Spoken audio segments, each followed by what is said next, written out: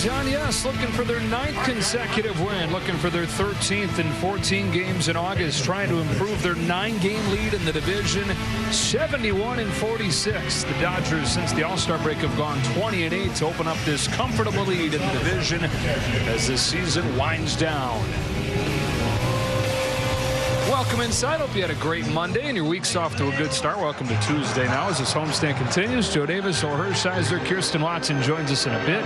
Dodgers took care of business against the Rockies, sweeping the 4-game series, but now the competition goes up a notch. Yeah, it goes up a notch, and yes, these could be playoff teams. The Dodgers thinking they're going to be a playoff team for sure. Milwaukee thinks they are, but as the competition goes up, nobody is better than Dodgers right now.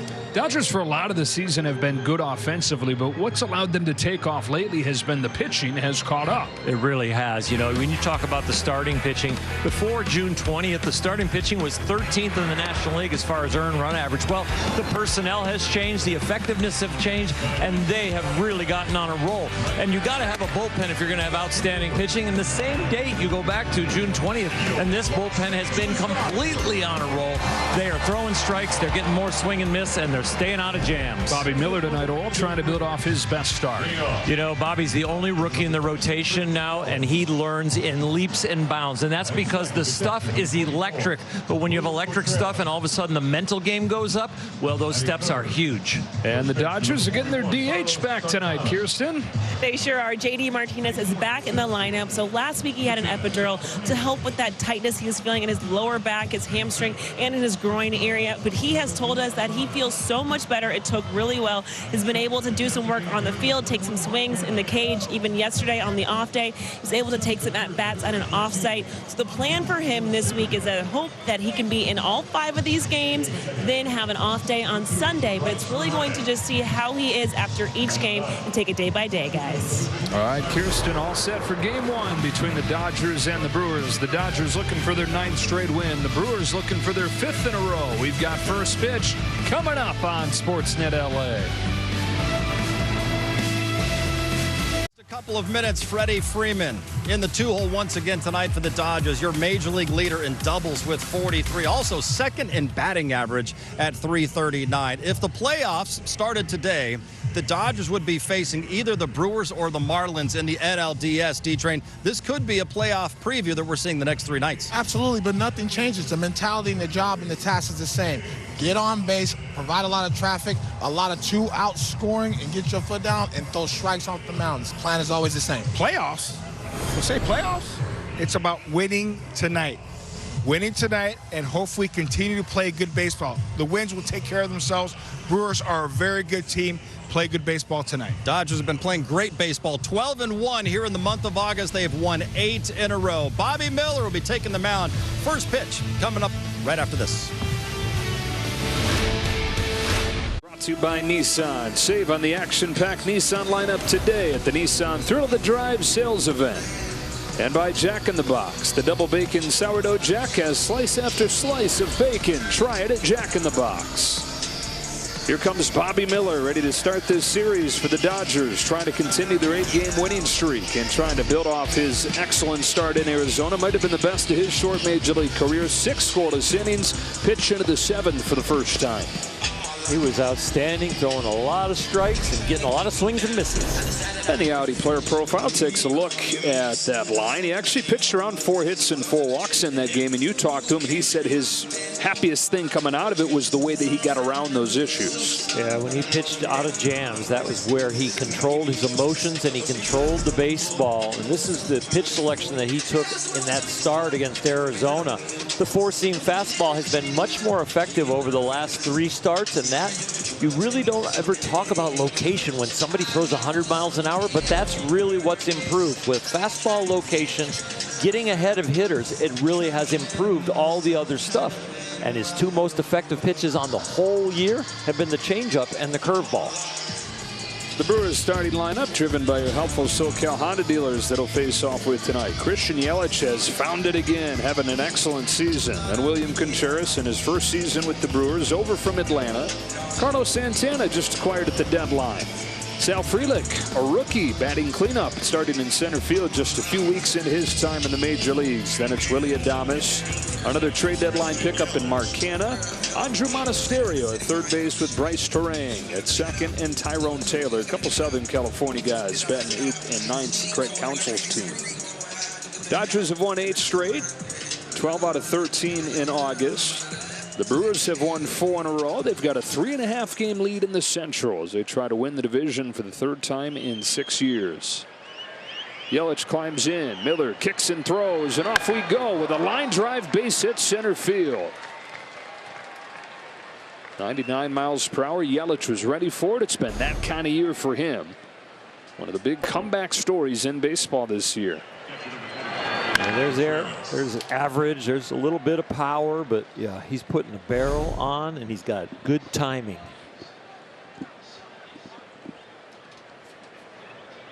Brewers have a base runner, 1 pitch into the game, and here's William Contreras,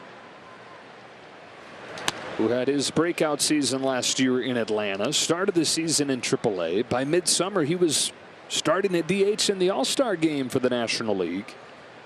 And then came to the Brewers in that 3-team deal that sent Sean Murphy from Oakland to Atlanta this winter. Contreras has been excellent offensively, as he's been his first few years in the majors. But the big thing is that he's made a huge leap defensively. Probably the most improved statistically defensive catcher in baseball this year.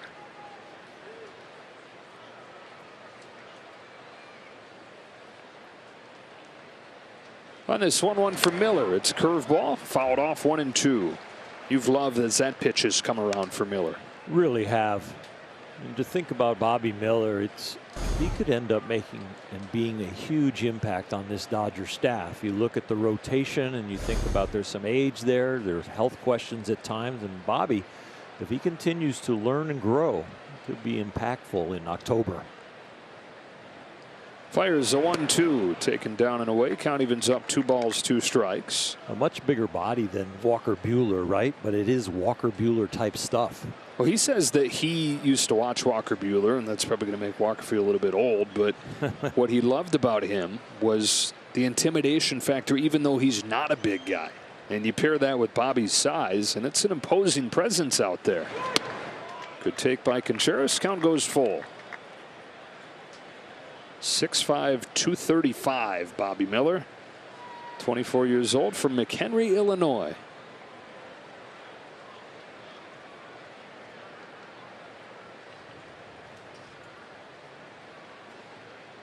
(3-2), taken for ball 4, and the first 2 have reached for Milwaukee. Take a look at the Dodger defense presented by Defender. Mookie Betts is at second base for the first time on this homestand. And even though he's only played 33 games at second base this year, he's top 10 in the majors in defensive runs saved, which is a cumulative stat. You do not miss a beat wherever he plays on the field. And you actually get an excellent defender, a Gold Glover almost in every place. Carlos Santana, second time he's been here over the last couple months. He was here with Pittsburgh prior to the deadline. And a move that you got to figure Carlos is happy to make, from the bottom of the Central to the top. Joining the Brewers at the deadline. He struggled so far, hitting .172, though he did hit a 3-run home run in their last game.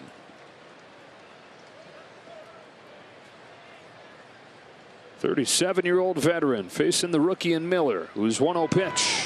He is hit in the air, right center field and deep. Hayward's going back along with Outman on the track. He's got room. Park just big enough to hold it. Yelich goes to third, first and third with 1 away. 100 miles an hour, but then they drop down to 81, so just out in front of it to get it off the end of the bat. A lot of hope at the end of that swing, but it becomes an out. First one of the game for Miller. Gets ready for a rookie-rookie matchup here with Sal Frelick. Made his major league debut July 22nd. Did not waste any time making an impact.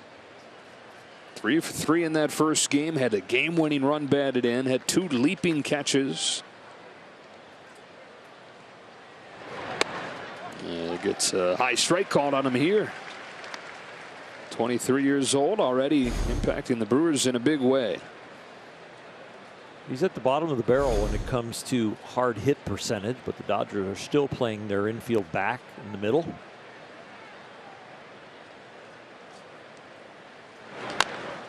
Back-to-back breaking balls, 0-2. Well, now you can take a shot or two to strike him out. Early in the game, you'd love to save that run at third base, but you don't want to do everything you can to save it and create a big inning.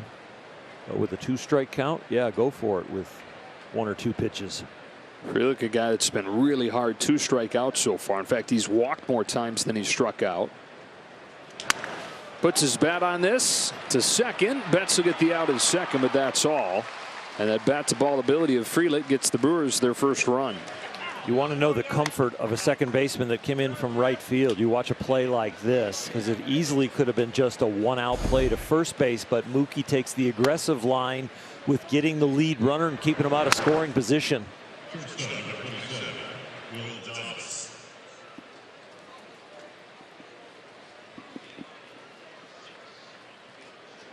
Well, the Brewers offensively this year have not been very good, although the last couple weeks much better.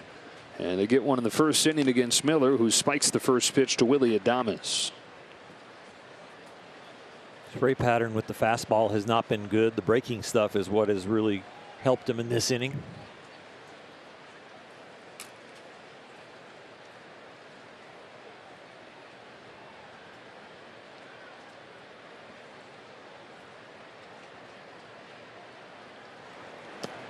Change up, 2-0.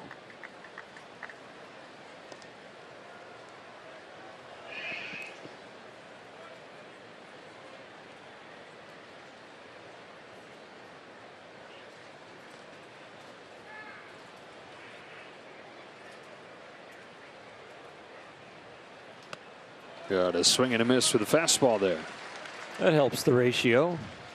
3 out of 7 of those hard things have been strikes, but below 50% is not where you want to be.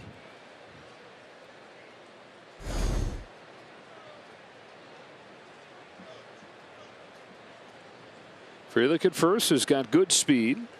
Miller to the plate with a 2-1 that's grounded to third for Max Muncy.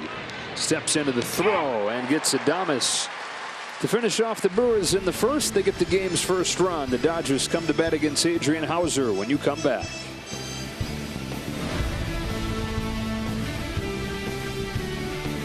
Freeman at the top, then Smith and Muncy, and J.D. Martinez for the first time in 9 days is in there doing the DHing. Peralta's in left, Hayward's in right, Outman's in center, and Miguel Rojas bats ninth and starts it short. On the mound for the Brewers is 30-year-old Adrian Hauser, in his 5th season in the big leagues, at least 5th full season. Got off to a decent start this year, but his last 5 games, his ERA is close to 6. And the batting average against is really near the bottom of the barrel in the National League, and it starts right from the leadoff hitters. Leadoff hitters of innings are hitting 400 off them, and it doesn't really get that much better with a man on or runners in scoring position. The league is over 300 against him. Hauser to Mookie Betts with strike 1. 5-pitch guy, and you go from 93 to 95 miles an hour and then down to all the way to that curveball at 80. So he can change speeds, but he needs to hit the edges. Mostly going to be those 2 fastballs. 70% of his pitches, the 4-seam and the sinker. Dodgers have seen him once, right around this time last year, and they scored 5 runs in 2 1/3.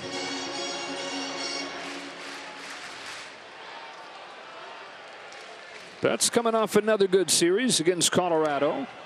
Takes a breaking pitch away. 1 ball, 1 strike. Mookie's 3rd in the league in homers. He's 3rd in the league in runs scored. Key in this offense. Dodgers average 6.5 runs per game this month. That's a hot shot to third that Monasterio grabs and gets back. Now the Brewers, I mentioned, not good offensively, but they've pitched well and they've been really good on defense. We flashed the leather on this play. High curveball to Mookie Spanks, but wow, he gets it in the leather. Little side saddle, routine throw after you catch that burner.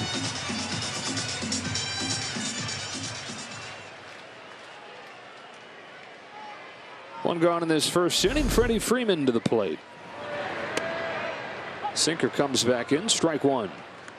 Freddie Freeman's reached in 41 of his last 42 games, hitting .375 in that time, which is back to late June. Chops this one along first. That's a fair ball. Nice play by Santana, who feeds Hauser. 2 up and 2 down on 2 good defensive plays. Both corners flashing the leather. This one not a hot shot, but a bounding ball that ends up over in foul territory after being fair over the bag. Santana, you don't practice that throw. That is just all athletic ability. Little eye-hand coordination, gets on top of it, throws a strike. And age is just a number when it comes to Carlos Santana and his defense over there at first. He's graded out as one of the best defensive first basemen in baseball at 37. Strike 1 on Will Smith.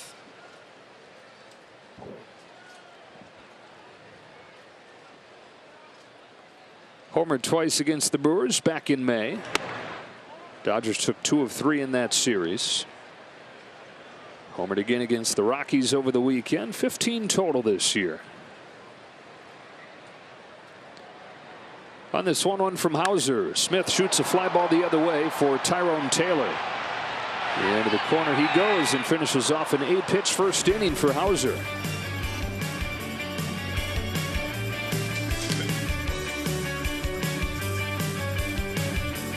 If Bobby Miller and the Dodgers get 10 strikeouts in this game, everybody gets a free Jumbo Jack tomorrow with the purchase of a large drink at LA area Jack in the Box restaurants. 6, 7, and 8 coming up for Milwaukee. Mark Canha to lead things off against Miller. Acquired at the deadline from New York. Yeah, hitting just .225 so far with the Brewers, although coming off a good series as they swept Chicago over the weekend. Bobby Miller trying to find his command early in this game. 1 ball, 1 strike as he got this fastball by him. Much better. Sometimes it only takes 1 pitch with a particular pitch you're struggling with. Maybe he felt the rhythm there and the timing.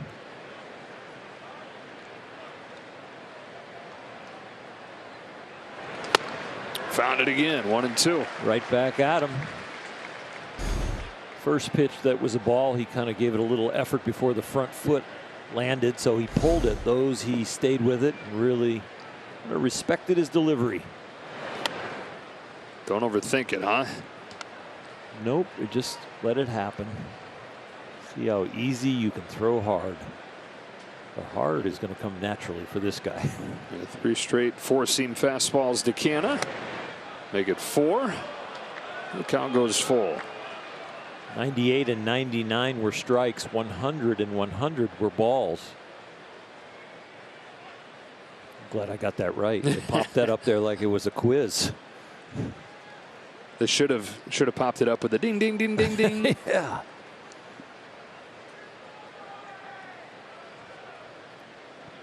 Payoff pitch. Sticks with the fastball, fly to right. Here comes Jason Hayward. He settles under it to get Canha for the first out of the second. And now word from California Community Colleges. Start your future at a California community college. Enroll today and apply for financial aid at icangotocollege.com. Miller threw a career-high 39 4-seams over those 6 scoreless innings against Arizona last week. And we've seen the usage fluctuate, sometimes more sinker, sometimes more fastball. Inside ball 1 with the fastball to Andrew Monasterio. But lately he's really leaned more on that 4-seam.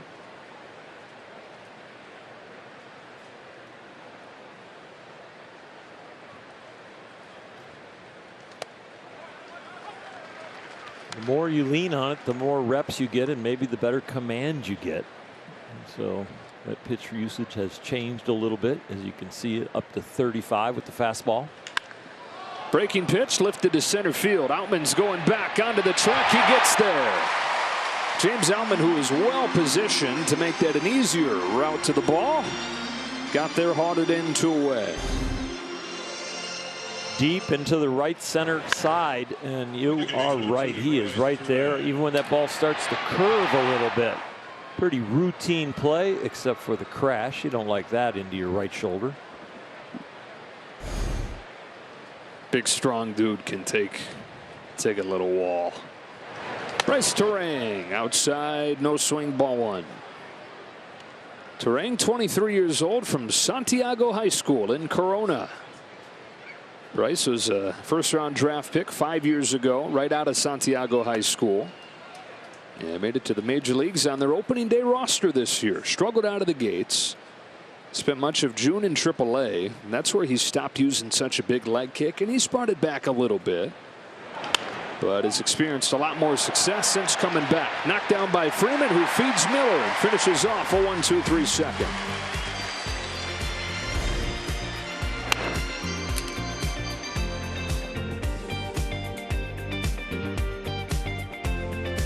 JD Martinez bobblehead night presented by Chef Marito. For tickets, visit Dodgers.com/promotions. And there he is in the flesh, JD Martinez. Bats second in this inning, making his return from not the injured list, but a little more than a week off, nursing that groin and hamstring and lower back issue.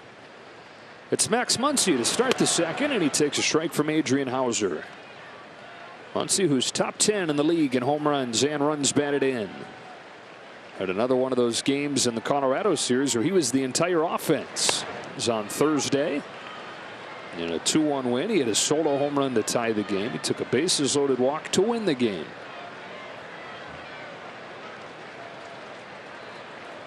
On a 1-2 from Hauser, Muncy takes very high. Those two categories, the home runs and the RBIs, is of the last 14 hits he's had, 7 are home runs. That'll get you some ribeye steaks. More home runs than singles this year. On 2-2, he pops it up, backing out of play.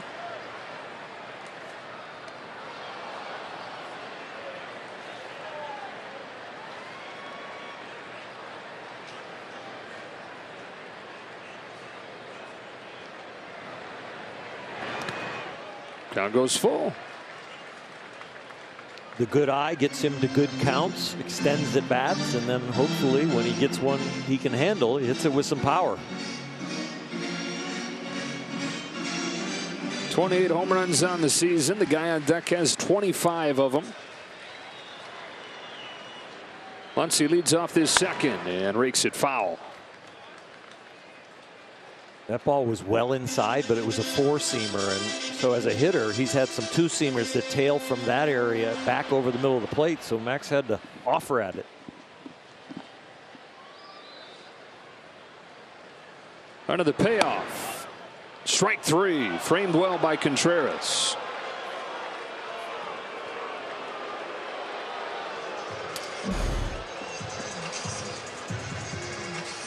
Max didn't believe it completely, but he didn't disagree at a level where it was going to be an argument.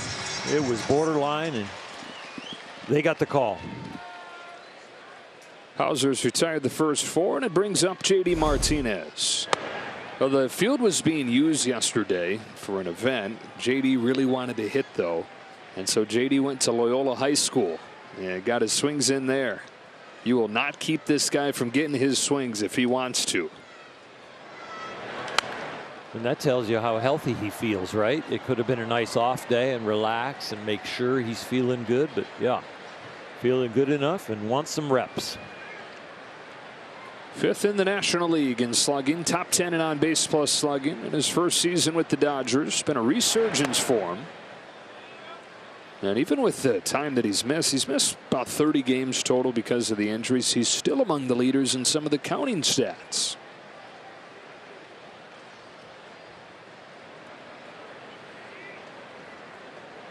On this 1-2, he chases strike 3, back-to-back Ks for Hauser. It would be interesting if you don't qualify for at bats as far as batting average, but you're still in the top 10 as far as home runs and RBIs.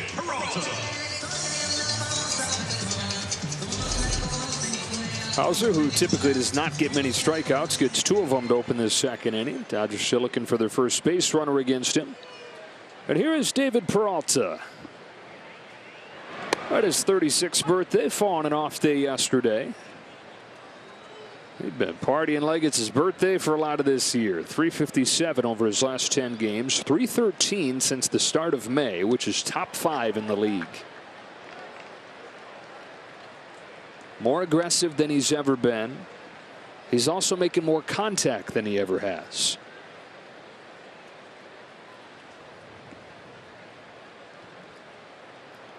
On this 1-1 pitch, he swings and misses at a high fastball. Not necessarily a decision coming into the year to be more aggressive, swing at more pitches. He says more of just a product of feeling healthy, feeling like his swing is in a good place. And the aggressiveness has followed those good feelings. Just inside, tried to bring that two-seamer back, thought that he had struck out the side. Instead, it's 2-2. Contreras might have an apology right there. That was a big glove movement and definitely was a ball. He's aggressive with the framing, isn't he? Here's a 2-2. There's a ground ball right side for Terrain. There's a 1-2-3 second for Hauser, who's retired the first 6. Ball at home or on the go on the Spectrum Sportsnet app. Sportsnet LA is available 24/7 to authenticated subscribers, so download the Spectrum Sportsnet app today. Just a beautiful night here at Dodger Stadium. 1-0. Brewers in front as we go to the third, and Tyrone Taylor leads off as his bat broken on a 99-mile-per-hour knuckle-busting fastball from Bobby Miller. 1 pitch, 1 out. I'd like to see Bobby Miller get some success with that fastball, so that first pitch strike and out is a good sign. Before that, 5 out of 6 of the outs were with breaking balls. First 2 reached against him. He's retired 7 in a row, and back to the top of the order in Christian Yelich. Yelich was one of the best players in baseball. 2018, 2019. He was the MVP in 18. Might have won it again in 19 if not for the broken kneecap that he suffered late. Remember, it was Yelly and Belly going head-to-head for a lot of that year. But over the next 3 years, and so the last 3 years, he's been a shell of himself. First, it was, coming back from that knee, and then some ongoing back issues, bad habits that developed coming out of those injuries. This year, he's felt healthy. Confidence has come from that, and you put those things together, and he is excellent again. On a 1-2 for Miller, takes inside, and the count evens 2-2. Now, if the expectation is 1,000 OPS and MVP, then he's fallen short of it, but that's unrealistic for just about anybody. He's been an excellent player when you take a step back and compare him against everybody else, as opposed to comparing him against the old version of himself.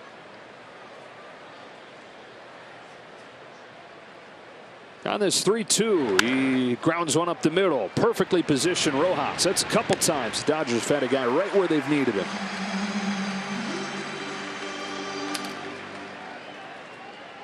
Yeah, if you want to get really detailed in your scorekeeping, you can put 6M for the middle where that ball was hit and then recorded the out. 6M-3. 2 up, 2 down in this third inning. William Contreras takes ball 1.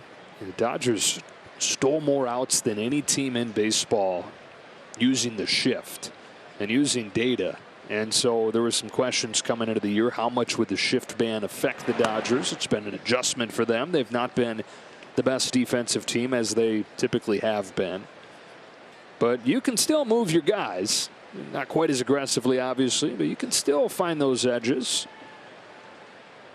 You've seen it a couple times in this game. That's fouled off, and it's 2-1. Before this latest hot streak, they were about 6th in the National League in defensive efficiency, but they moved up through the good pitching and the good defense through this hot streak, and they're up to 3rd in the National League.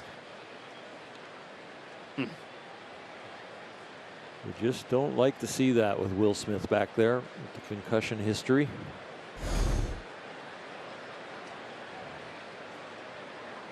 And fraternity brother of his, catcher fraternity brother of his there, and William Contreras immediately put his hand on his helmet. He's been there.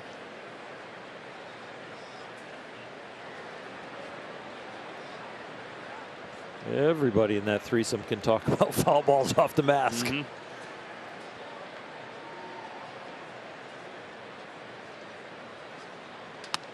What drives any conversation? It's what do we have in common? And those guys have something in common that just about nobody else in the world does. 2-2.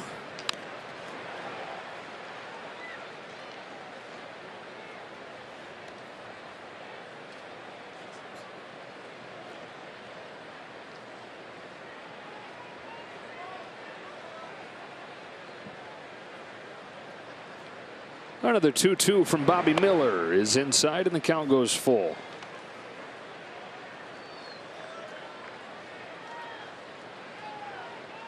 Contreras, who walked his first time, has worked another deep count. Here's the 3-2 pitch. And there's Bobby Miller's first strikeout of the game. 100 gets him looking. And after 2.5, it's 1-0. Jerseys, caps, t-shirts, collectibles, and more. Gear up with your Dodgers at MLBshop.com. Check out that sky. That looks like something out of a painting, doesn't it?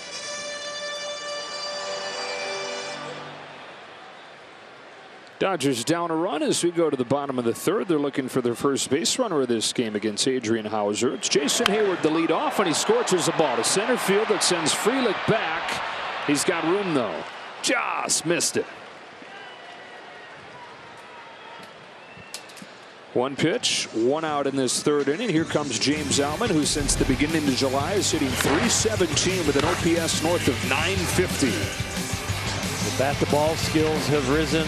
The eye at the plate has gone up, and the velocity off the bat. He is hitting the ball super hard. Is the National League Player of the Month in April, but the Dodgers like this version of him more.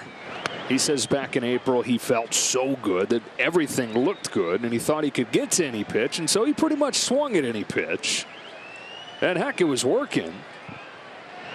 But as the swing inevitably stopped feeling as perfect, he stopped making as much contact on some of the tough pitches that these days he's not swinging at. So with a much more patient approach, it's been much better. Take strike 3 here.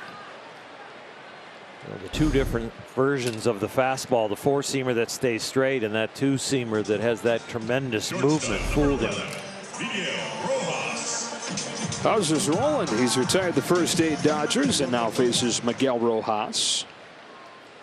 2 home runs and 20 driven in this year, as you see from Miguel Rojas. Both those home runs and 8 of the 20 driven in have come over the last 12 games. Career high 4 knocked in on Sunday. Well, offensive emergence for a guy who's always been glove first, but has always hit more than he has for a lot of this year. More aggressive lately. The bat speed he has taken up, not just trying to make contact, get the ball more out in front. Bouncing ball to third for Monasterio. And Adrian Hauser's perfect once through the lineup.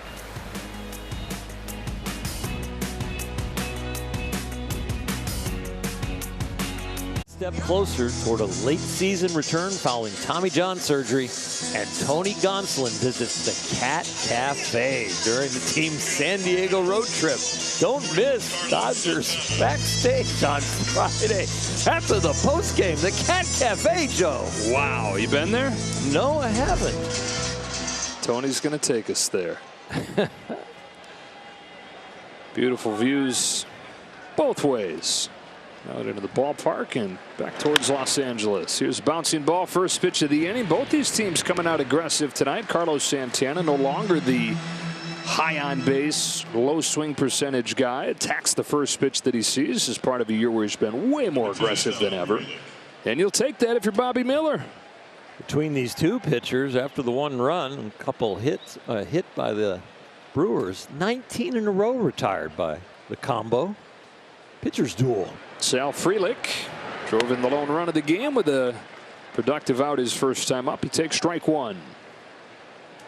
Sal Frelick, first-round draft pick 2 years ago, finds himself in the major leagues and already somebody that's turning heads. Swings and misses at a good curve that'll turn some heads too. They're respecting his ability to hit the fastball. He's seen a lot of stuff with spin already. Why not? Again. Yep. Hey, when you get a good feel and you got a young pitcher out there and you get a good feel for a pitch, it is always kind of good to repeat it, because there is that whole learning experience of just rep after rep. Okay, there it is. Build that toolbox. And then turns up a fastball that's fouled off of the glove. But like, that's got to be really hard to hit after seeing those two curves. It is. And this is what's made Bobby's fastball a lot more special in the last 3 starts. The ability to land those off-speed pitches, make them look like strikes. You start landing your slider and your curveball, and then all of a sudden the 4-seam fastball that really wasn't an impact fastball early on, it all of a sudden makes that better. It's almost reversed the equation. Normally the equation is the fastball makes the breaking stuff better, but here with Bobby, it's his breaking stuff that has made his fastball better. Dave Roberts says he's obviously got good stuff, but he's really starting to understand how to use it. Changeup fades over the inside corner to get Frelick for his 2nd strikeout. Will Little behind the plate, starting to get used to having pitchers with movement out there, and that moved just enough. Adrian Hauser on the other side has that 2-seam fastball that's been moving like that. Bobby does it with his changeup. Speaking of moving, that had the hitter's feet moving back towards the dugout, thinking it was headed for his hip. 2 up, 2 down in the 4th, and strike 1 on Willy Adames. Opponents, by the way, are now 4 for 31 against Miller's changeup this year.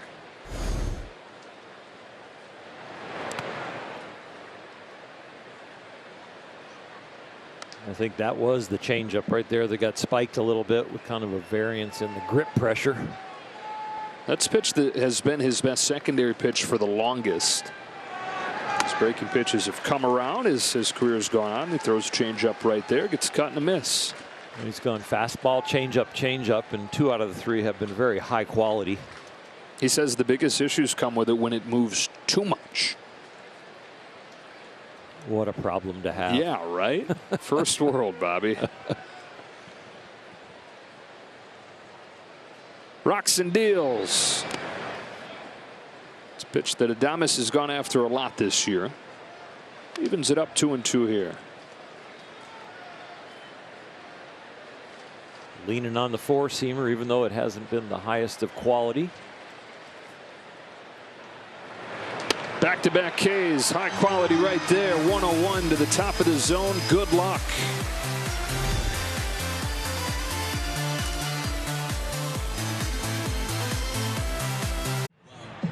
Leading off the bottom of the 4th inning for the Dodgers.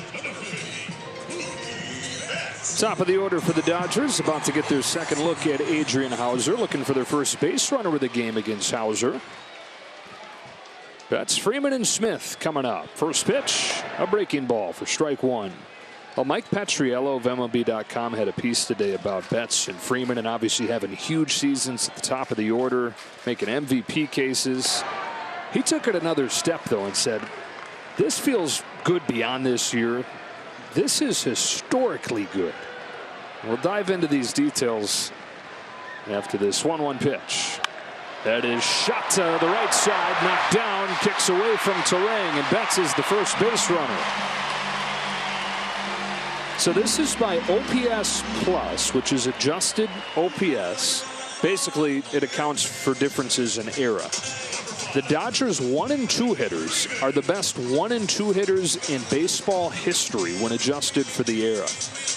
Just ahead of the Big Red Machine, which was some combination of Pete Rose in the leadoff spot, Joe Morgan, Ken Griffey, Dave Concepcion in the 2 spot. Mookie Betts and Freddie Freeman, the best ever 1 and 2 in an order. Strike 1 on Freeman.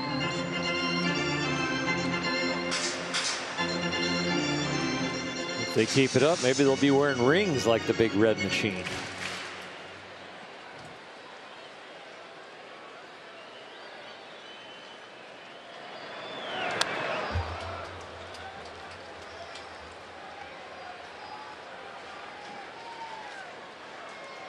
Freeman 2nd in the league in on-base plus slugging. Betts is 4th.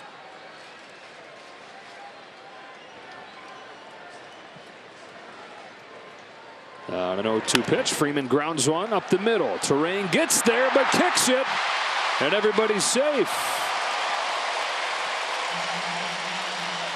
Top defensive team in the National League this season. Giving the Dodgers a gift right here. Well, Terang is very, very good at second base. Probably someday will win a Gold Glove. We saw that on the first play to his left, but this one right here, very routine for him. But he just takes it off the heel of his glove. Sets the table. They are not used to having leather work behind them like that. So the Dodgers get their first 2 base runners of the game in succession here to open the 4th as Will Smith comes up. Tying run in scoring position. First pitch from Hauser is down and away, ball 1. And for Hauser in his last start, which came against the Colorado Rockies, he gave up 4 runs over 5 innings. All 4 of those runs came in the 4th.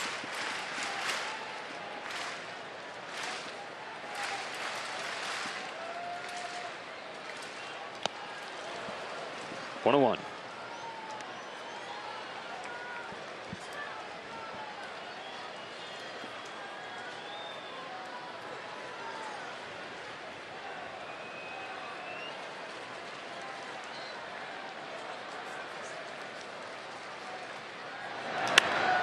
One and two.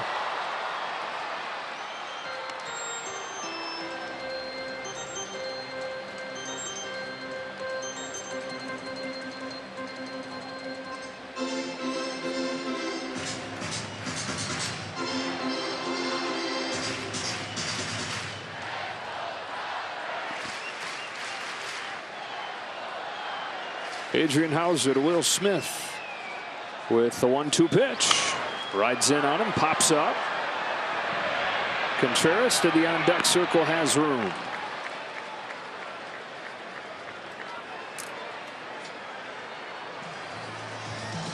One away, and here's Muncy.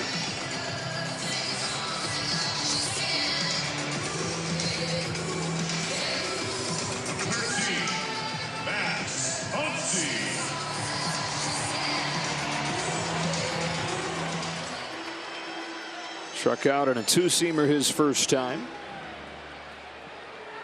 Hauser started at his hip, brought over the inside corner.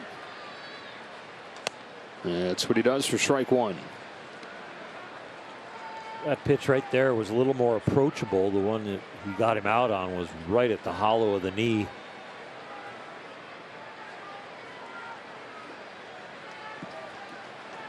Muncy trying to get the Dodgers on the board here in the 4th, but he's in an 0-2 hole.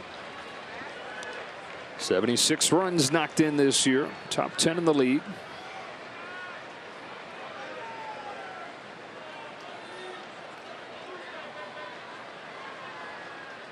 With as productive as those guys have been, historically productive as Betts and Freeman have been at the top, and a lot of these chances for Muncy. One inside, one away, and one right down the middle in the 0-2 count. Nothing off speed, though. All firm so far in the first 3 pitches.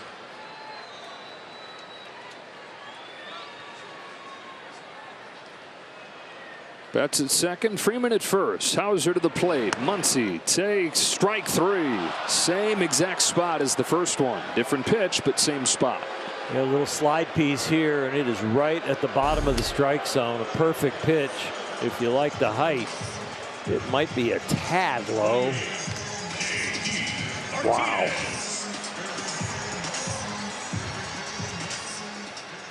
And so the first time Hauser had his back against the wall. He's made some good pitches. After the first 2 reach, he's retired 2 straight, and it's up to J.D. Martinez. Struck out his first time. Hooks this one down the line towards the corner. It is just foul. Oh, that close.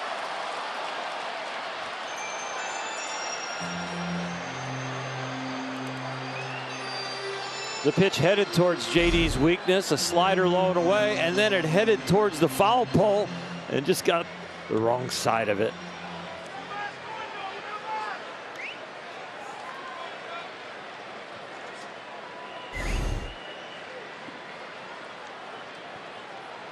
First game since last Sunday in San Diego. 2 on, 2 out, 4th inning. Chases 0-2. That's how Hauser struck him out his first time. It went right back with the same pitch to the same area, just a little farther away.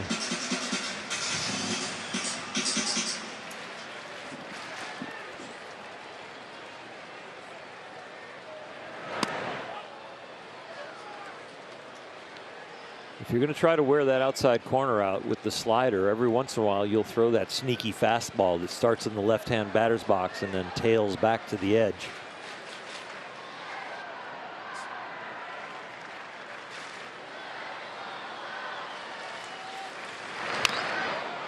Went back to that corner. Martinez fouled it off.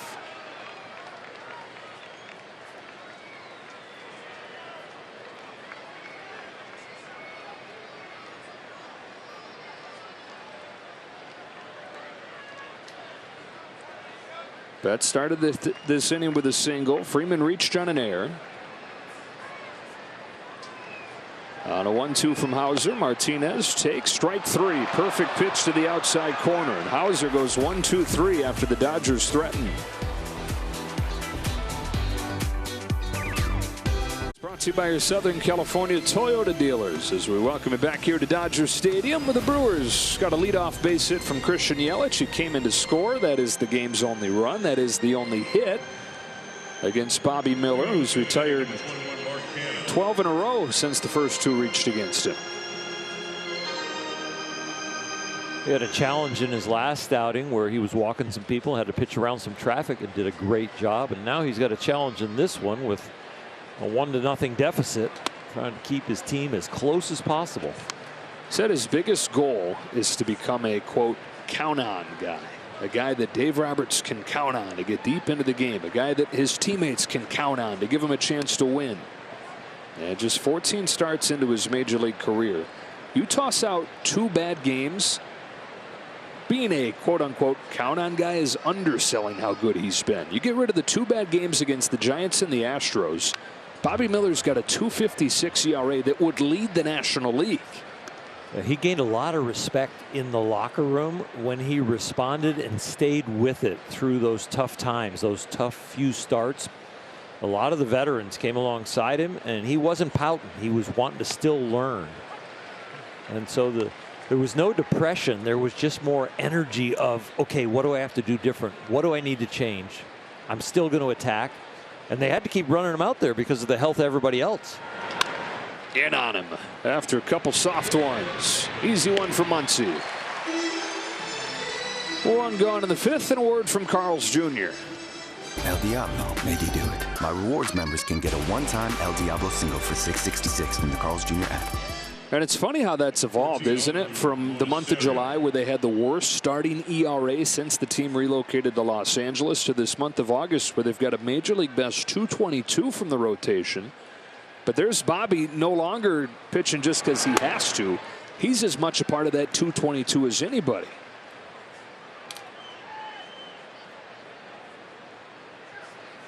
One gone, 5th inning. Andrew Monasterio fly to center his first time. 1 ball, 1 strike. Well, you can see it here tonight, the growth that he's had, because when he does make a pitch that's kind of out of what his spray pattern should be, he's a lot quicker to get back in the strike zone.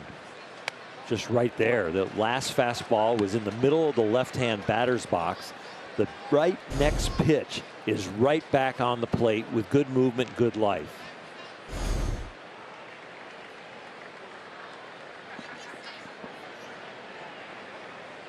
Another fastball up the middle and caught by Betts.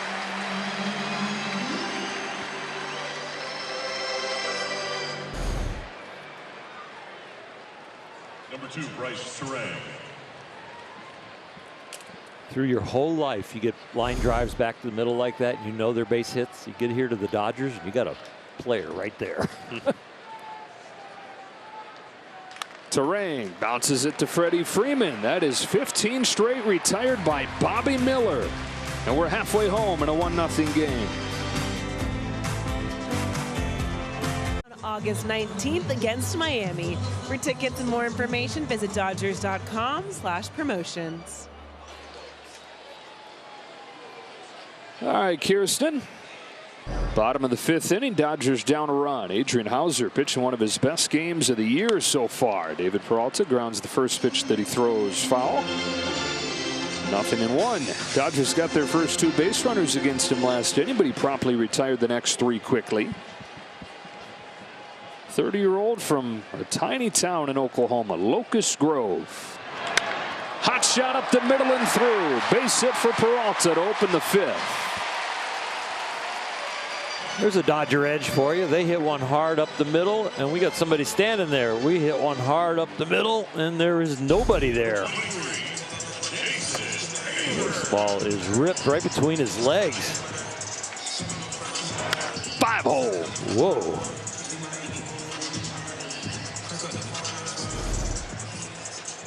Tying run aboard, Jason Hayward up. And the quote-unquote old guys have hit it harder than anybody tonight.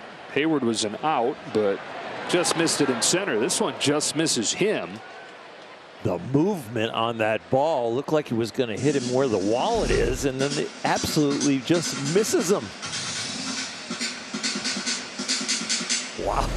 It looked like it almost went through him.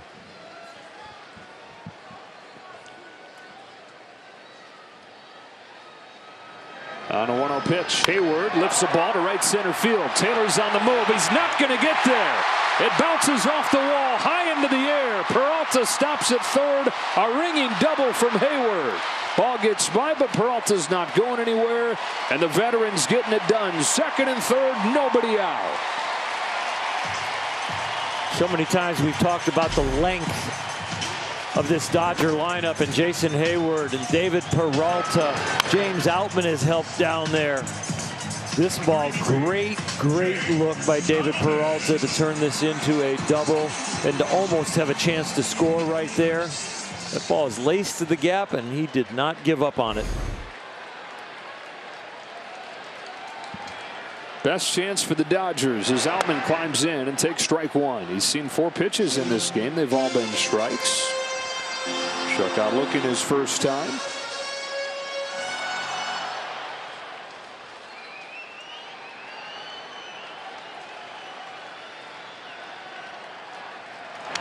Oh, and 2. Jason Hayward in his first at bat just got it off the end of the bat and didn't get it out to center field, but got it to the warning track. That last one, boy, he got on the barrel.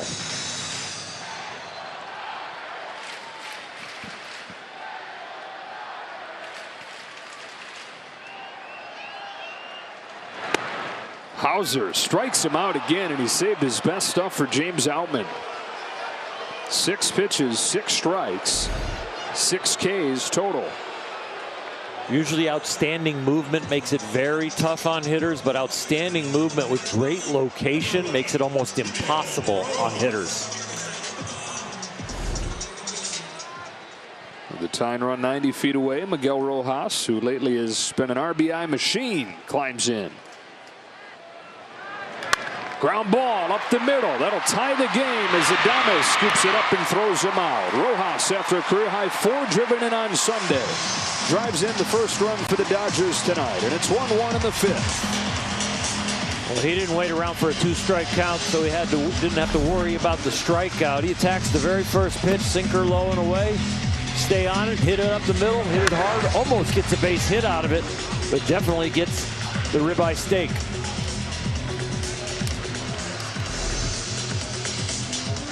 And so it's 3 of the new veterans combining in this 5th inning to plate the first run for the Dodgers. Peralta singles, Hayward doubles, Rojas brings home the run.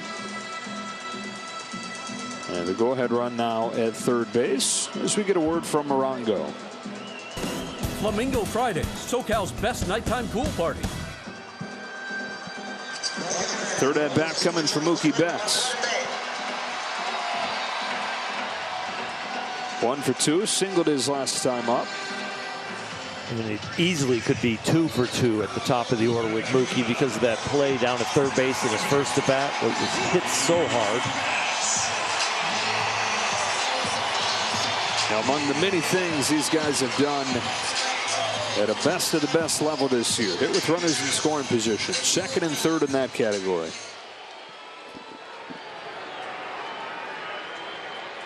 Hayward at third as the pitch comes home, and Betts takes a strike over the inside corner.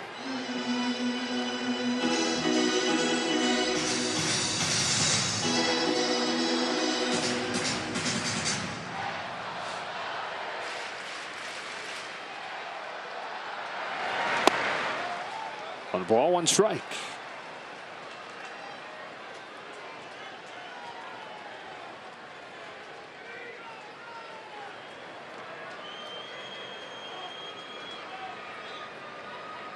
Hauser throws. Betts takes high. 2 balls, 1 strike.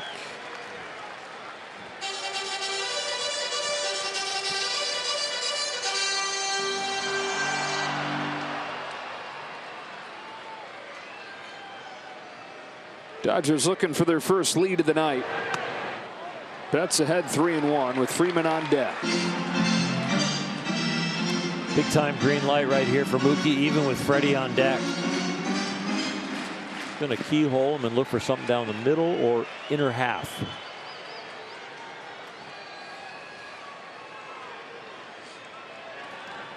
Here it comes. Betts. That thing move a mile on him, huh? The ball originated right where he was looking. That's why you see the awkward swing. It's the movement that gets that awkward swing. That ball started right down the middle. So it's 3-2. Hauser deals. Betts lets a fly ball to center field. Frelick's over. He's got room. Dodgers have tied the game on an RBI by Miguel Rojas. Batters into the game. The Brewers had a single and a walk, but Bobby Miller has buckled down. 15 in a row retired since. And it's been the off-speed stuff that has gotten the outs. You tabulate the curveball, the slider, and the changeup, and you get 11 of those outs with off-speed stuff. Inside ball 1 on Tyrone Taylor. 9-1-2 coming up for the Brewers in a tie game in the 6th. And very efficient. That was just his 66th pitch of the game. That's into center field. Outman on the move. James Outman makes the grab. His continued rise defensively continues. It's a great route. And he's smiling right there because he wasn't sure if he's going to have to dive or not. So he started judging the dive a little early. And you could see him kind of break it down right there and shorten his strides because he knew he either wants to catch it at the toes or the nose. And to catch it at the nose, he had to dive. Yelich with 1 away takes a ball. And for much of the season, Outman was not grading out great defensively. The eye test was not great defensively, but I think both things reflect improvement the last month plus. That's a strike. It's 1-1. Yeah, he was trying to make sure that that wasn't going to be like waist high when he got to it, where you struggle with which way to turn the glove. So he was definitely wanting to either get all the way through it or to dive a little bit and catch it easy. Tomahawked over the mound, charging Rojas on the move, gets Yelich. Fun to watch. It's a pitcher's battle, and it also is a fielding battle. These guys are flashing the leather. Balls hit hard, balls hit weakly. Dodgers recording outs.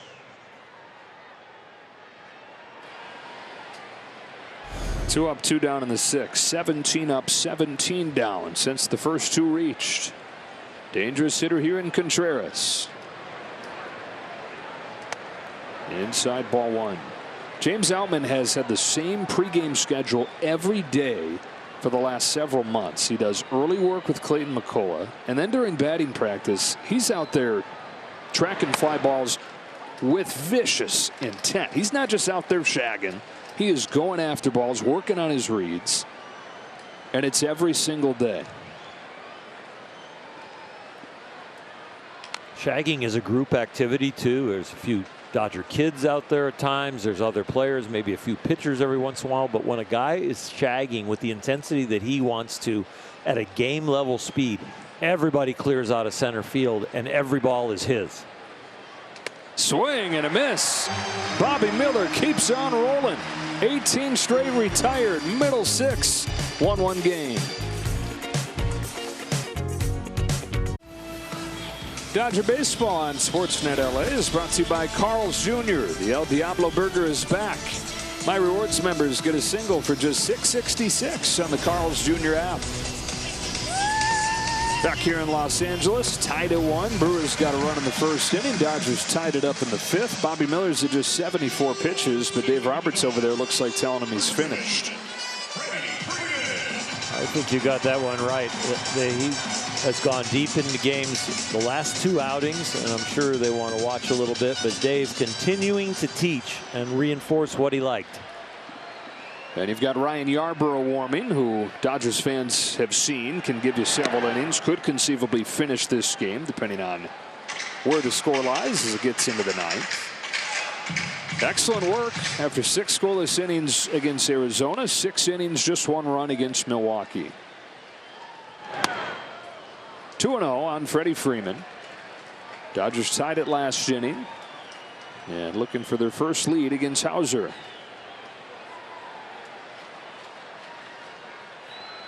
On this 2-0 pitch, Freeman pops it up. Monasterio for the first out.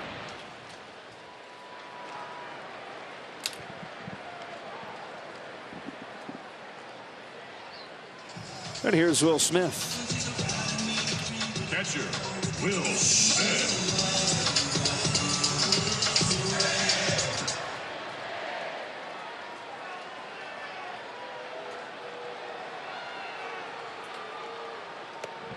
Starts him with a curveball, gets a strike. Hauser made it to the big leagues quite a while ago. 2015 he made his debut, but he pitched in just 9 games over the next 4 years. Tommy John surgery, but then all the complications around that, back and forth between the big leagues and the minors, trying to find the health, trying to perform to prove that he belonged. Didn't become a full-time big leaguer until 2019. It's a grounder to third. Monasterio's been busy. Twirls and throws a high throw that pulls him off the bag. Smith is safe. Brewers will take a look. Santana uses his ups, but does he get down in time? The ruling on the field is safe. You take a look. Yeah, safe. Nice call. Safe by the length of your spikes.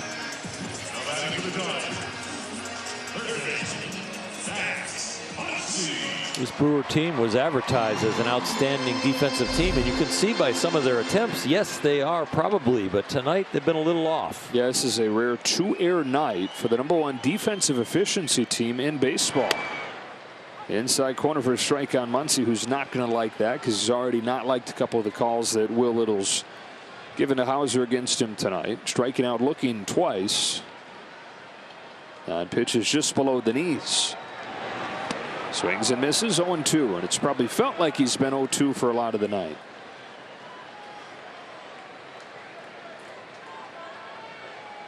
So Hauser, who has gotten healthy, 5th full pro season now, 5th full big league season now. Here's a ground ball past the diving terrain. First and second with 1 away. They got him out with low pitches that were right by the hollow of the knees, and a couple of strikeouts with Max Muncy. Well, he doesn't wait for them to be able to attack down there. That base hit right there was on something with some altitude, kind of chest high. This one's up there, and he says, I'm not going to let that one go by.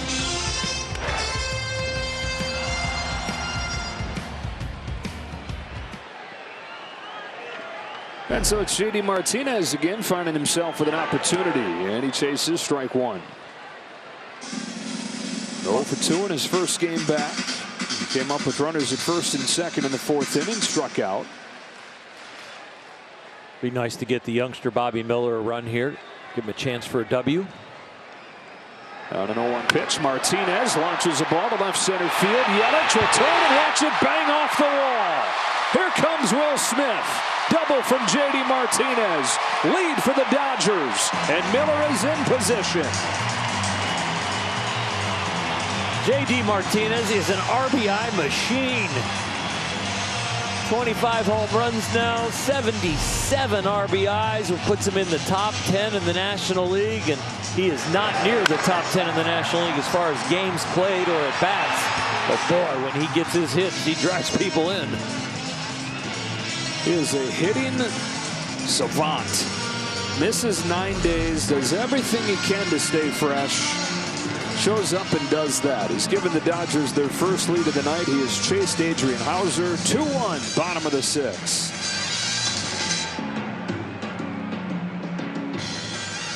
Lead of the game as we see the T-Mobile coverage cam showing us that double. They were wearing him out with sliders away. Well, that one, a two-seamer that came back over the middle, and he did not miss it. I think he should get a pass on doing the dance at second base with everything he's dealt with his lower body. Just use the arms up top to do the Freddie. Yeah, to do the Freddie, you have to use essentially the 3 body parts he's had injured lately. Hobie Milner on the pitch, and Dave Roberts set to counter with his right-handed bats off of the bench. Kike Hernandez pinch hitting for David Peralta. Runners at second and third. At the deadline, the Dodgers really turning out a couple players that can make this a tough matchup late in games. That's hooked down the line. Foul. Well, like they unlock stuff with Hayward, they unlock stuff with JD Martinez, they unlock stuff with David Peralta. Kike has gotten some quick lessons since becoming a Dodger and has really produced. Hernandez hit .222 at the Red Sox. He's at .315 with LA.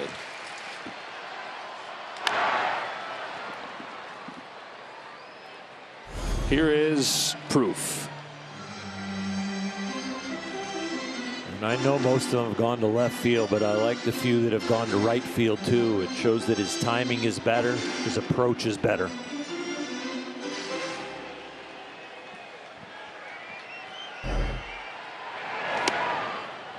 One and two.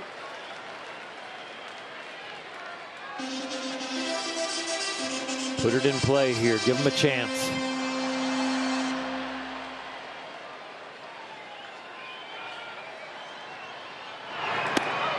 Two balls and 2 strikes.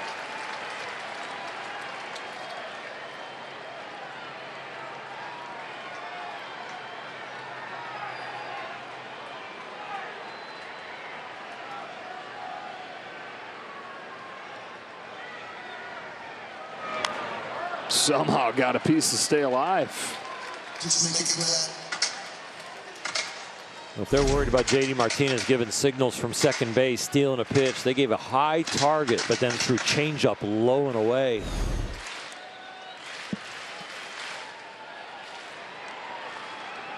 Second and third, one away. Hernandez pops it foul. Quality AB right here from Kike.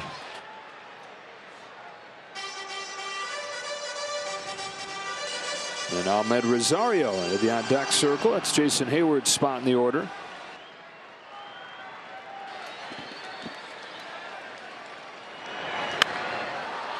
That is the 5th foul ball.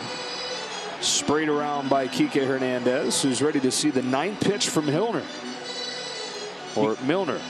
You can expose your hand a little bit if you're Dave Roberts or any of the managers in the big leagues now with the 3-batter minimum, because they can't change the pitcher on you.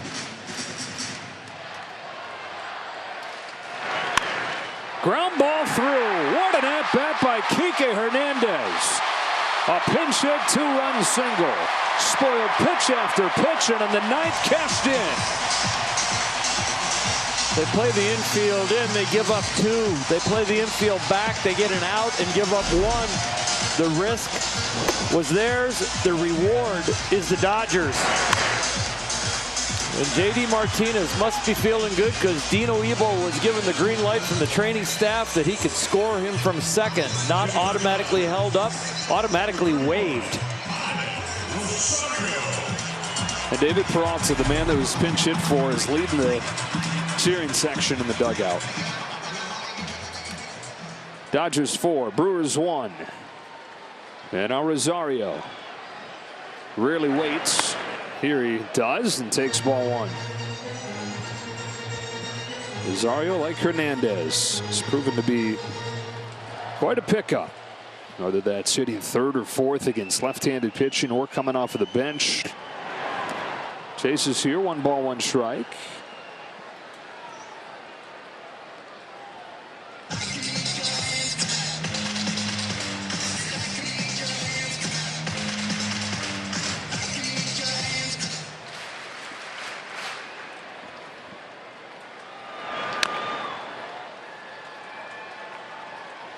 The lineup can be too long for opponents. The games can be too long for opponents. And now the roster is too long for opponents. They can keep throwing a quality at bat at you no matter who you bring in from the bullpen.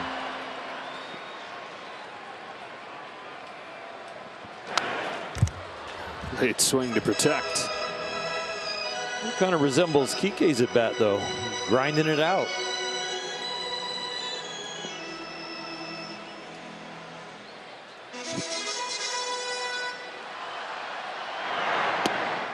And it's evened up 2-2.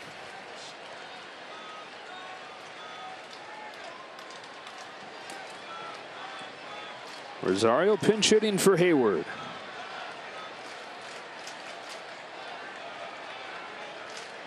On a 2-2 pitch. Pops it up. Foul ground at first. Carlos Santana's got it. 2 out. Dodgers started 1 for 14, but now 5 for 11 with 4 runs. So they've turned it on here.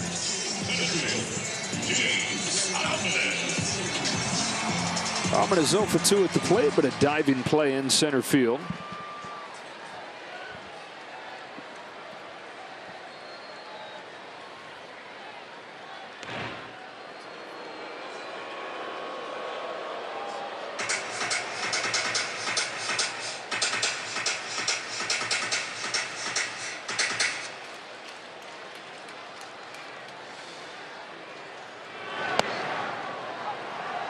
Generous inside corner, strike 1.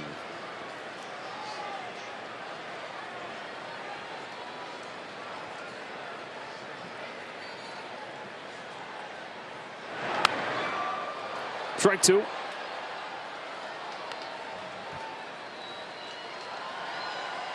James has probably felt like he's been on his heels all night. He's struck out on 6 pitches, and now he's behind 0-2.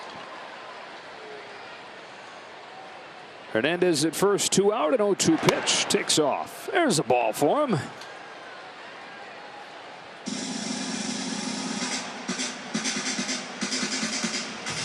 Gotta figure this is a slider away. Unless they're going to try and elevate the fastball again.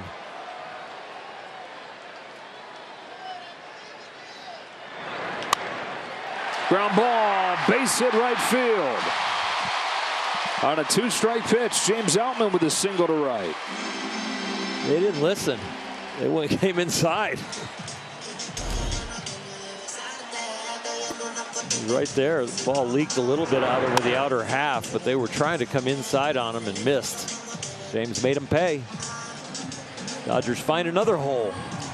Doesn't it feel like Terang has been diving one way or the other on like half of the balls in play tonight? Busy guy.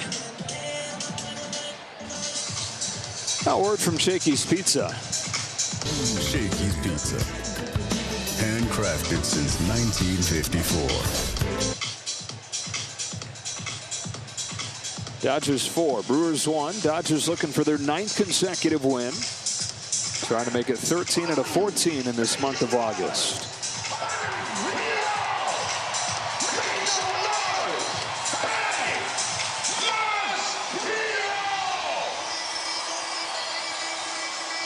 They tied the game last inning on a ground out from this man, Miguel Rojas.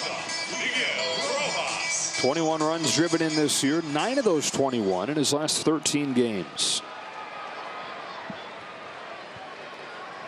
Another chance here, and he's ahead 1-0.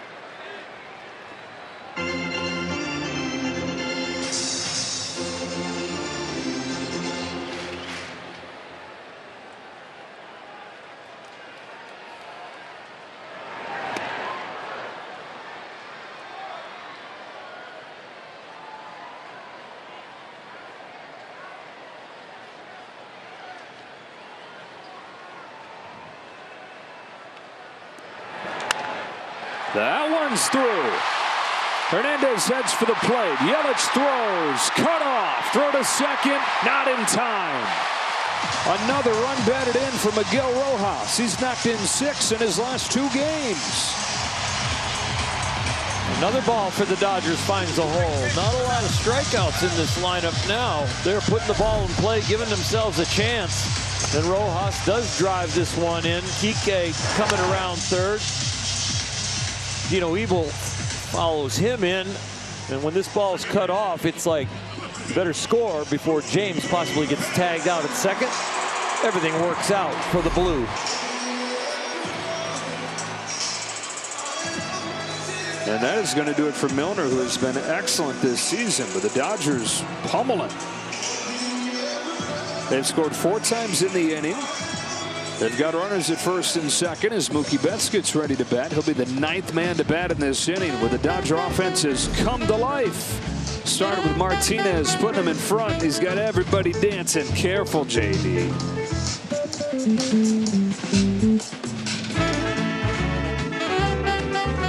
Casino Resort and Spa, less than 90 minutes from wherever you are. Good times. Good times for the Dodgers in this 6th inning, scoring 4 runs. Bryce Wilson comes on to pitch after Milner came in, and Dodgers got 3 hits out of the 4 batters that he faced.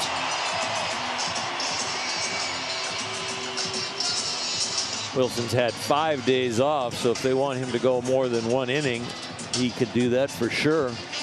He'll be in there with his fastball and his sinker. You got 2 of them, the 4-seamer and the 2-seamer, and then he's got a slider and a curveball. He really pretty much throws the whole kitchen sink at you. Mookie Betts 1 for 3.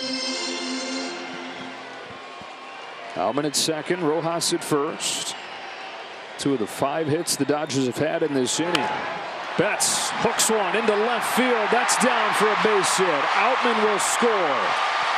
They just keep on adding on. 6-1.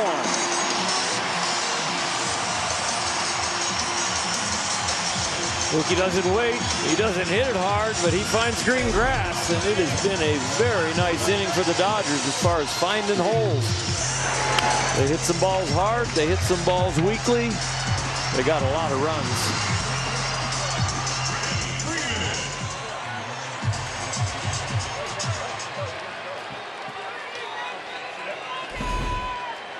Had 1 hit through 4 innings. They got a run in the 5th. They've got 5 runs on 6 hits here in the 6th.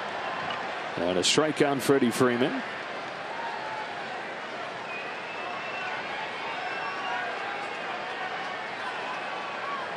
Popped out to start this inning. And then remember, it was an error on Monasterio that started this whole thing.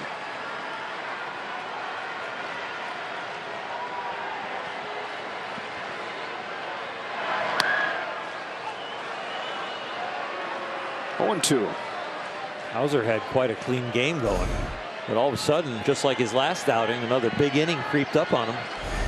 Outing before this against the Dodgers, against the opponent, he gave up 4 in 1 inning. This one, the Dodgers had 5.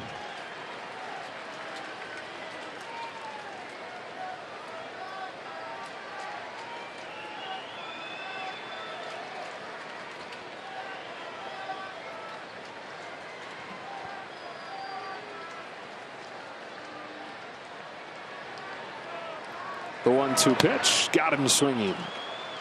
Dodgers explode for 5 runs in this 6th inning. They lead 6-1.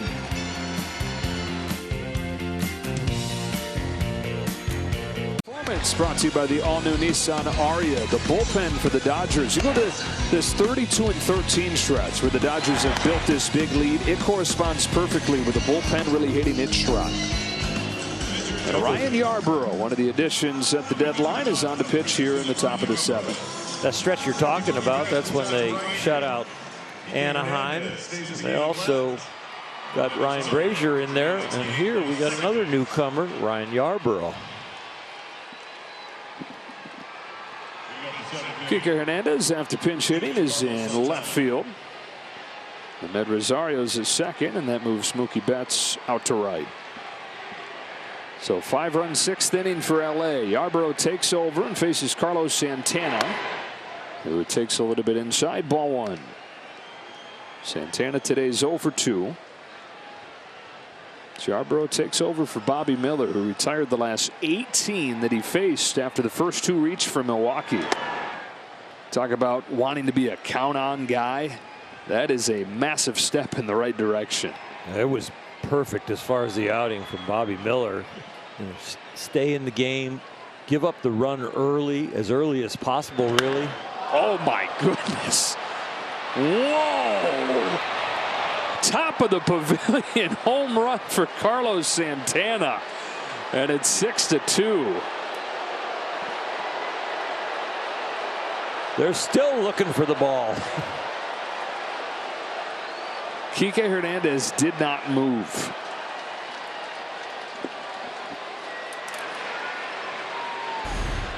In watching the Milwaukee batting practice, they all swing real hard during BP, but no ball went this far.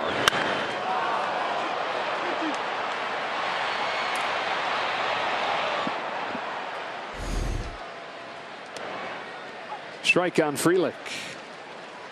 442-foot home run for Carlos Santana, and the new guy has the longest home run by any Brewer this year. And Yarbrough's bounced back, getting ahead of Frelick 0-2.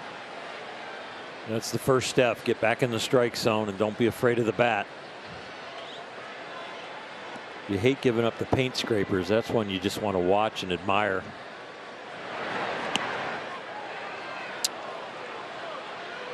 Moves so much, Will Little might have given up on it. Well, this catches the strike zone. Will did a nice job grabbing it.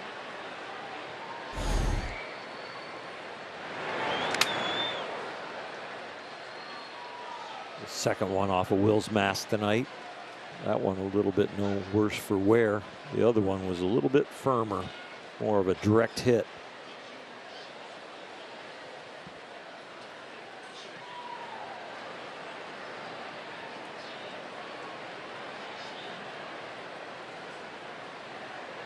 Yarbrough's 1-2 pitch. Frelick reaches out, gets the bat on it, but an easy one for Rosario. Ball just not carrying anymore.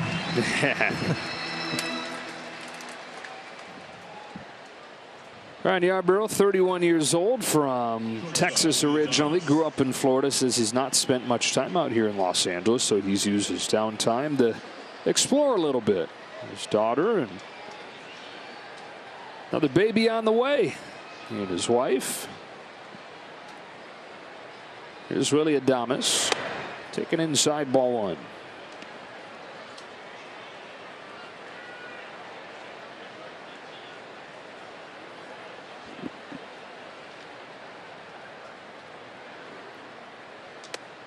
Well, Tampa Bay teammates facing off here.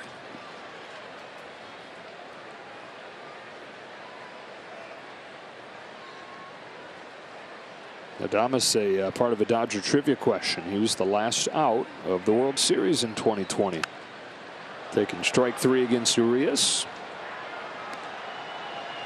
And then the trade that took him from Tampa Bay to Milwaukee, that gave him a chance to see the ball.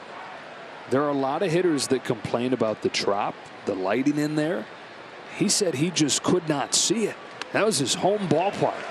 So he goes to Miller Park, as it was when he got there in 2021, and he was awesome. Now, he's not been nearly as good the last year plus, but he was a better offensive player once he was free of the drop than he had ever been there. Can't see what you can't hit. Can't hit what you can't see. Can't speak. Oh, that was good. I put your words in a mirror and it sounded right to me. Yes, exactly. He's down on strikes here. 2 gone in the 7th. 5th of the game for Dodger pitching. They are halfway to Jumbo Jacks. 5 more. You get a free Jumbo Jack at any LA area restaurant at Jack in the Box with a purchase of a large drink.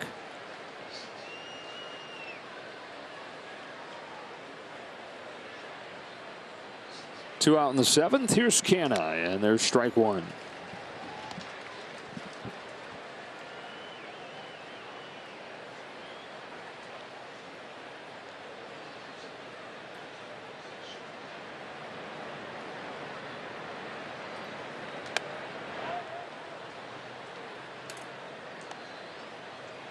84 doesn't light up the radar gun, but when it is after a 72-mile-an-hour breaking ball, it does say you're changing speeds and a little harder to hit.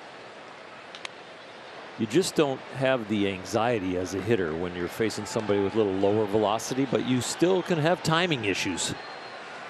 12 mile an hour is enough to get a swing and miss, and it's definitely enough to get you out in front like that last foul ball.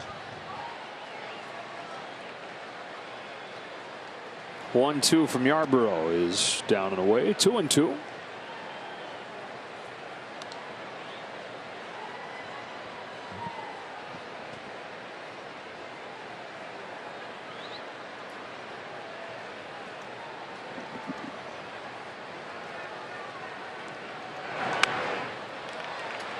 Pop up right side. Freeman charges and catches.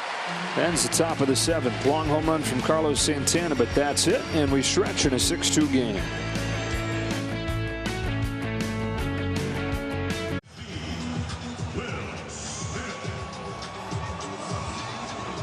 Come to Dodger Stadium on Thursday for Korean Heritage Night and receive an exclusive Korean Heritage Night jersey when you purchase a ticket pack at dodgers.com/ticketpacks. All right, Kirsten, it is 3-4-5 for the Dodgers in the 7th against Bryce Wilson. He misses with his first pitch to Will Smith. Dodgers got a run in the 5th to tie it. They got 5 in the 6th to take the lead.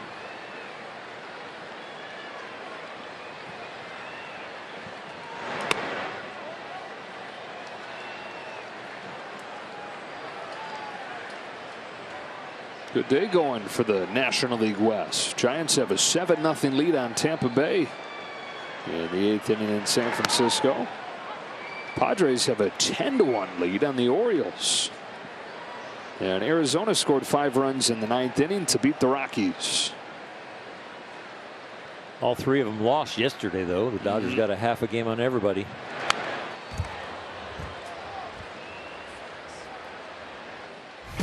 Well, the offense for the Dodgers coming to life last inning. They got the run in the 5th inning. They hadn't done anything over the first 4 against Adrian Hauser, but then just an absolute explosion in the 6th. 4 out of 5 right there. Those hits you just saw found holes. Mookie Betts blooped one over the infield. The hardest hit ball was J.D. Martinez.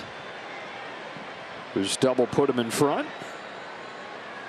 One of the 6 hits in that inning. 2-2 to Smith. Poke to right. For Tyrone Taylor, the old Torrance High School star, makes the grab, 1 gone.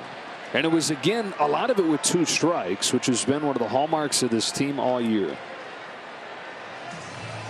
With the mantra of not trying to do too much, which really started from Freddie Freeman and Mookie Betts and a lot of the veterans, then just continuing to chant that with guys. Let's just put it in play, give yourself a chance with 2 strikes, and they're doing quite a number on the whole league.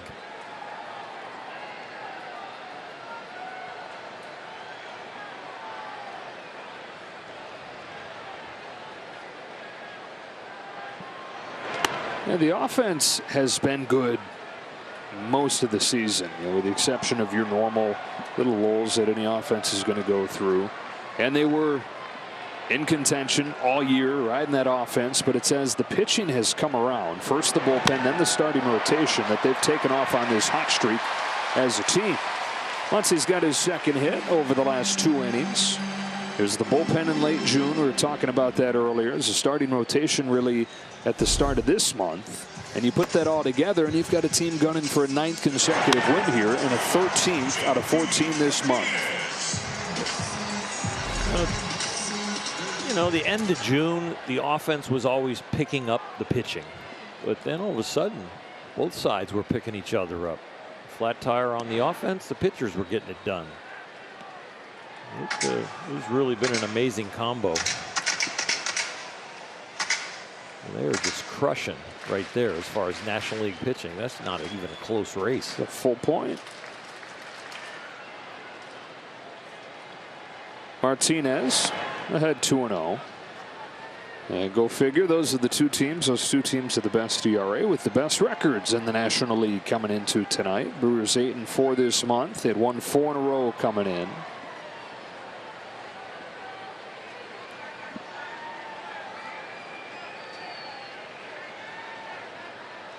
On 2-0, Martinez swings and misses. Brewers have a 3.5 game lead in the division. Got both the Cubs and the Reds right there.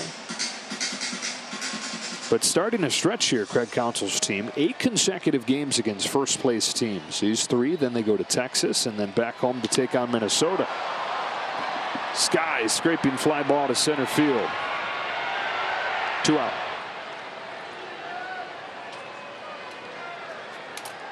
It'll be a test for their pitching staff, especially when coming out of LA going to Texas. Cubs and Reds both lost tonight.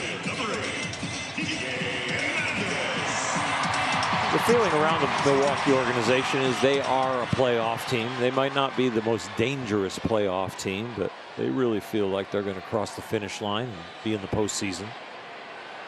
If they win the division, it'll be the 3rd time in 6 years. Strike 1 on Kike Hernandez.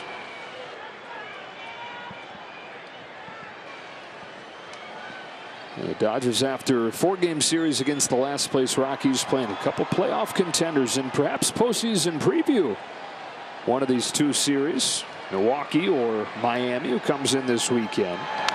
If the postseason began today, Dodgers would get the winner of a wild card series between these 2 teams. Start to get excited when I'm looking at brackets now. Yeah. Dodgers there moving on already with the bye. Who knows? They might even catch the Braves for putting a number 1 next to their name. 5 back of Atlanta. Braves shut out the Yankees tonight. Hernandez down swinging on a good pitch right there from Bryce Wilson.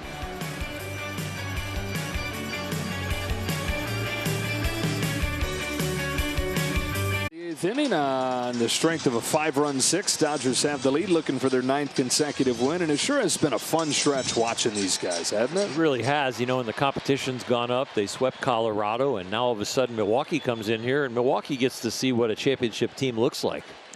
Andrew Monasterio leads off the 8th for the Brewers and takes high from Ryan Yarbrough. It's in his 2nd inning of work after 6 excellent innings, 6 shutdown innings from Bobby Miller. Pinpoint right there, 1 ball, 1 strike. And knock on wood, everything goes how you now expect. Yarbrough should be finishing this game. He really should be, and you know, that would be outstanding.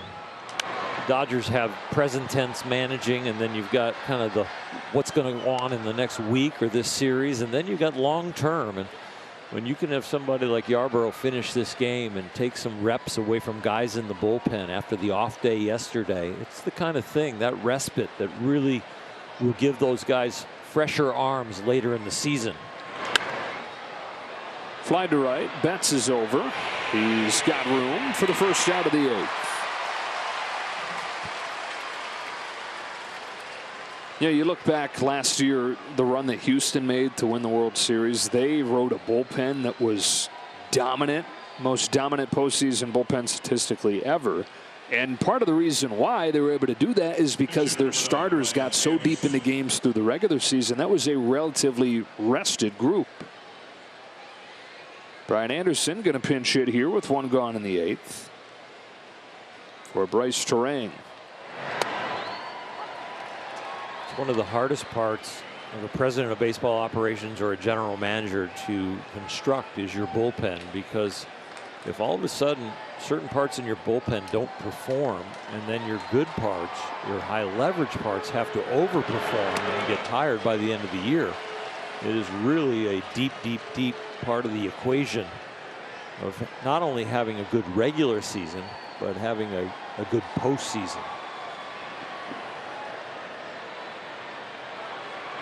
Your high leverage parts in a bullpen are going to get more work than they've ever gotten all year in the postseason, because you're going to go to them more often. You're going to go to guys maybe 2 and 3 days or 3 out of 4 days in a row, because every game is so important.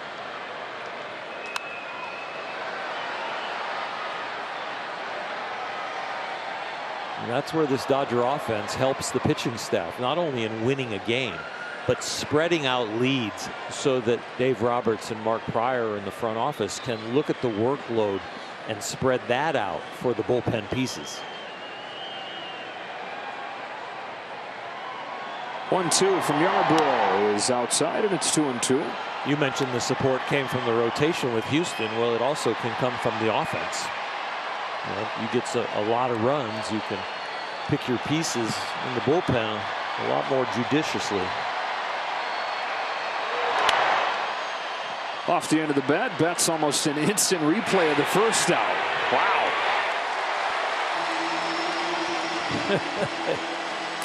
Mock delivery out there in right field. What can't you do, Mookie? You start at second base, now you're in right field, now you're imitating pitchers.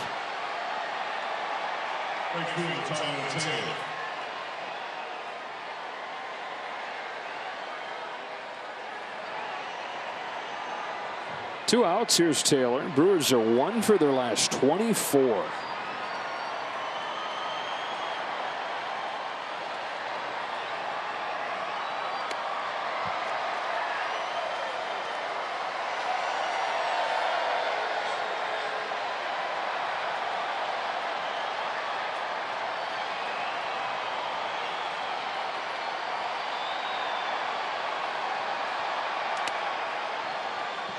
A ball and strike.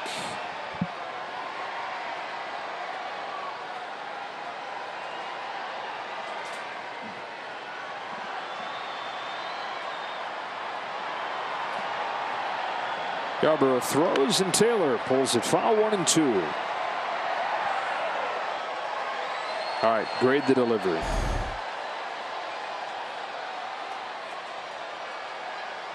Good hip turn. Oh, Freddie thinks the pitch was up. Trust your stuff, Mookie. Trust your stuff.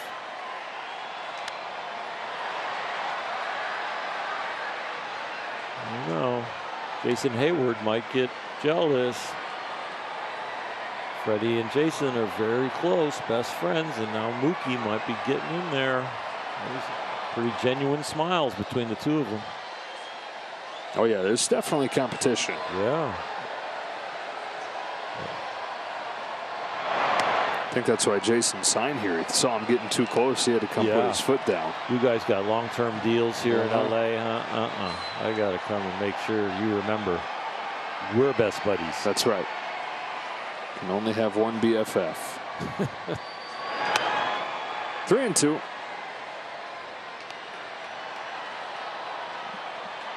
Although they do have 8 spots. The MySpace top 8, right? You can have. Oh, really? Yeah. I see Jason. He's glaring out there like, what's going on? Bouncing ball to Muncy. Fastball across. Ends the 8th.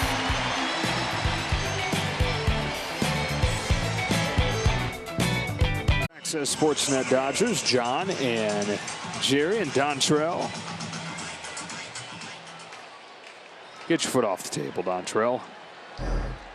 Or as he would say, put your foot down. Get your foot down. Get your foot down. You might go deep. Get your foot down on time.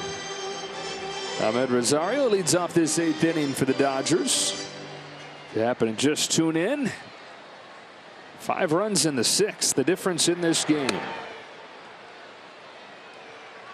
Dodgers getting 6 runs where their 2 and 3 hitter are 0 for 8, but every other slot in the batting order has at least 1 hit.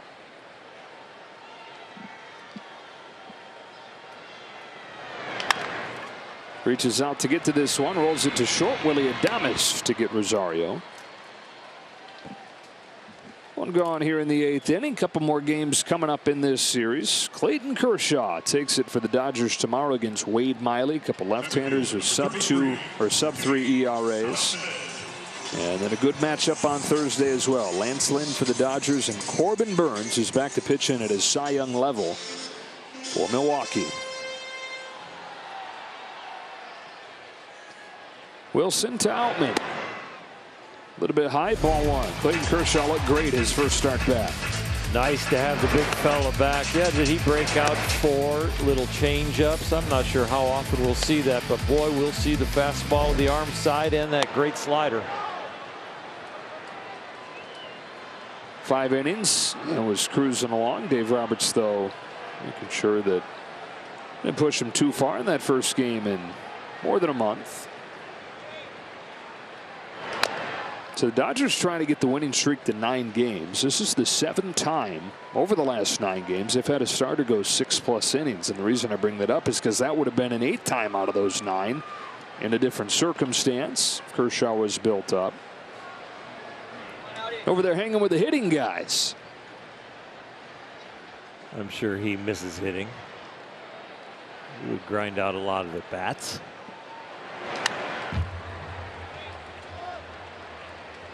I think Clayton was able to go deeper into the game. I just think that they were more worried about building him up so that the next day they got the good news that they got, which he felt like just normal soreness. Fly to shallow center field. Out goes Adames. On comes Frelick to make the catch.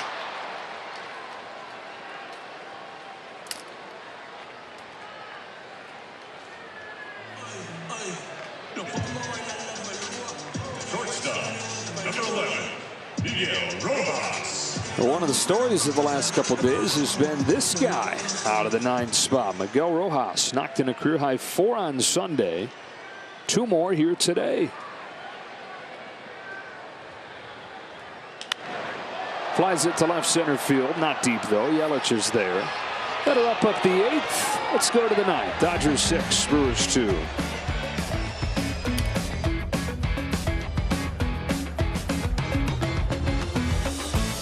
Volkswagen dealers. JD Martinez struck out in his first 2 at-bats off of the injured list, but then gave the Dodgers the lead with a ringing double off of the wall in the 6th.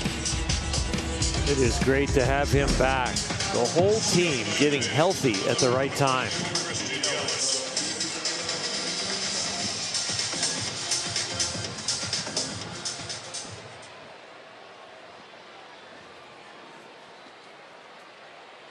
Six runs on 10 hits for the Dodgers in this game. 2 runs on 2 hits for the Brewers.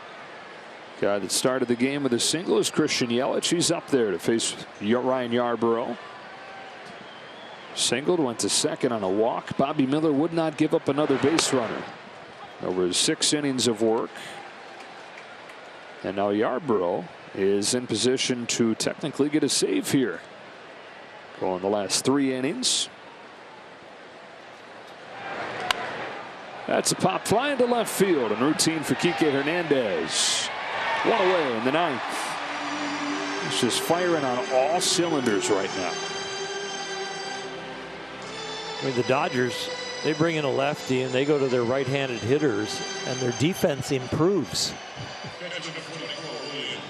So it's really, and you face mostly right-handed starters. So all of a sudden that combination of if we need to use our right-handed hitters, also our defense improves. That is a very nice combination to have. Strike on Contreras.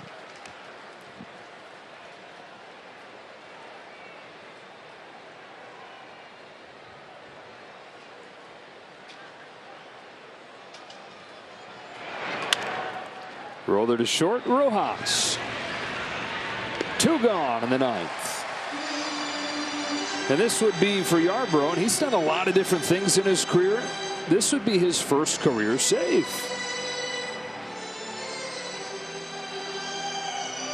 He's been a normal starter. He's been an opener. He's been a bolt guy. He's been a traditional reliever. Never gotten a save, though. Baseball bingo. You can check another box here.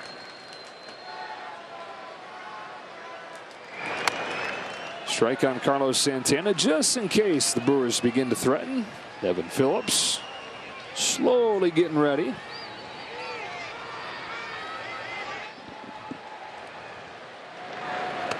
And he's going to go even more slowly.